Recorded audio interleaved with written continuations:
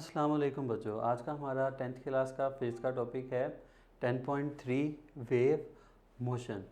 Wave motion क्या होती है, एक वेव कैसे प्रोड्यूस होती है और किस तरह फैलती है। इस सबसे पहले ना हम दो एक्टिविटीज़ पे गौर करेंगे। ये एक्टिविटीज़ आपकी बुक पे मौजूद हैं। पहली एक्टिविटी 10.1, फ़र्ज़ किया गया कि टैंक है जिसमें पानी भरा हुआ है। जब आप इसको यहाँ से डिस्टर्ब करोगे या जब आप इसमें यहाँ कोई रोड या कोई किसी चीज़ से पानी को डिस्टर्ब करोगे तो ये वेव्स प्रोड्यूस करना स्टार्ट कर देगा जो कि पूरे टैंक में फैलती जाएंगी। ये वेव्स किसी एक सिमत में नहीं जा रही, ये चारों तरफ जाती हैं।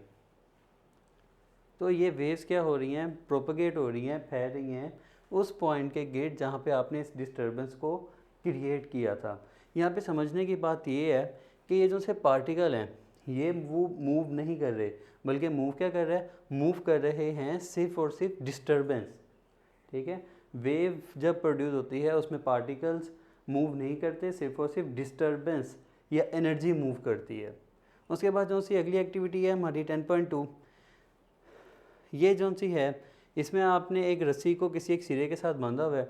यहाँ पे आपने रस्सी को इस तरह करके जब मूव करेंगे तो यहाँ से एक डिस्टर्बेंस क्रिएट होगी जो कि आगे तक जाती रहेगी। इस डिस्टर्बेंस में अगर आप एक पॉइंट पी को फिक्स कर लें, यहाँ पे आप धागे पे कोई निशानी लगाएं या किसी तरह इसको फिक्स कर लें या यहाँ पे कोई रिबन बांधें, तो आप देखेंगे कि ये पार्टिकल जो सा है, ये पार्टिकल पहले तो अप होगा और जब वेव थोड़ा आगे जाएगी ये डाउनवर्ड हो जाएगा। ये डिस्टर्बेंस कब ख़त्म होगी, ये डिस्टर्बेंस ख़त्म होगी जब ये यहाँ पे दीवार तक आ जाएगा। ये डिस्टर्बेंस तब ख़त्म होगी। इस डिस्टर्बेंस में आपने अगर नोट किया हो तो ये जो सा पॉइंट है, ये पॉइंट पी, ये पॉइंट पी के आगे की तरफ मूव कर रहा है। ये पॉइंट पी हरगिज़ भी आगे की तरफ मूव नहीं कर रहा। ये पॉइंट पहले अपवर्ड था और फिर डाउनवर्ड आया। जब अपवर्ड था तो इसमें जो सा ये ऊपर वाली डिस्टर्बेंस बनी इसको हम नाम देते हैं क्रस्ट, और जब ये डाउनवर्ड आता है तो वेव के डाउनवर्ड हिस्से को हम कहते हैं ट्रफ। ये क्रस्ट और ये ट्रफ, क्रस्ट और ट्रफ, ये कंप्लीट डिस्टर्बेंस होता है जिसको हम कहते हैं वन वेव। एक वेव दो हिस्सों पर मुश्तमिल होती है, एक क्रस्ट और दूसरा ट्रफ। इस पूरे हिस्से से मिलकर क्या बनती है, वेव। ये दो एक्टिविटी थी। एक्टिविटी से आपने सीखा कि किसी एक चीज़ को डिस्टर्ब करने से वो चीज़ वाइब्रेट हो रही है।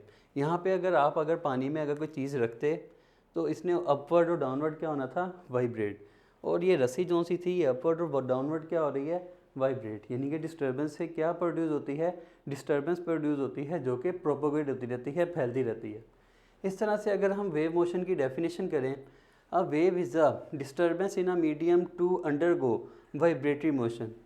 वेव एक ऐसी मोशन होती है जिसकी वजह से वाइब्रेशन प्रोड्यूस होती है, ठीक है, अबाउट देयर मीन पोजीशन, उस पोजीशन पे जहाँ पे हम वाइब्रेशन को किसी मीन से प्रोड्यूस करते हैं। A wave is a disturbance in a medium to undergo vibratory motion about their mean position in equal interval of time, और ये टाइम के इक्वल इंटरवल में क्या करती रहती है, आगे मूव करती है। ये डिस्टर्बेंस मूव करती है, इसमें कभी भी पार्टिकल या पार्टिकल्स एक जगह से दूसरी जगह पे मूव नहीं करते।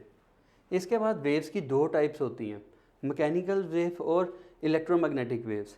मैकेनिकल वेव्स क्या होती हैं, मैकेनिकल वेव्स ये होती हैं कि जब आप बोल रहे हो, आपके बोलने जो सा है ये एक वेव प्रोड्यूस हो रही है जो कि आपके गले में प्रोड्यूस हो रही है। आपके गले में जो सी आवाज़ प्रोड्यूस हो रही है ये दूसरे को सुनाई दे रही है। किस तरह सुनाई दे रही है, ये सुनाई दे रही है बच्चों हवा की वजह से। अगर हवा मौजूद ना हो, स्पेस हो, तो कभी भी आवाज़ एक जगह से दूसरी जगह ना जाए, जिससे साबित होता है कि हमारी आवाज़ को प्रोपेगेट होने के लिए किस चीज़ की ज़रूरत होती है, एक मीडियम की। वो मीडियम है हवा। अब अगर हवा ना हो तो ये हमारी वेव जो सी एक जगह से दूसरी जगह पे मुंतकिल या ट्रांसफ़र नहीं हो सकती।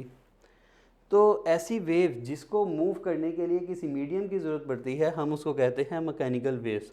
Waves which require any medium for their propagation.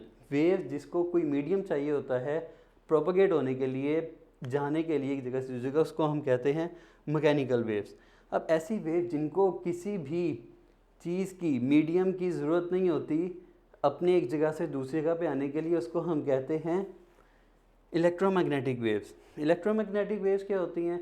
Electromagnetic waves ऐसी वेव होती हैं जिसमें किसी मीडियम की ज़रूरत नहीं पड़ती। अच्छा, अब ऐसी कौन सी वेव्स हैं जिसमें एक जगह पे दूसरी जगह पे ट्रांसफ़र होने के लिए वेव्स की ज़रूरत, वो मीडियम की ज़रूरत नहीं पड़ती?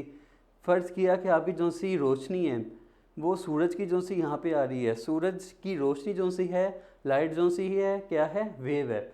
उस वेव को सूरज से यहाँ तक आने के लिए किसी मीडियम की ज़रूरत पड़ रही है?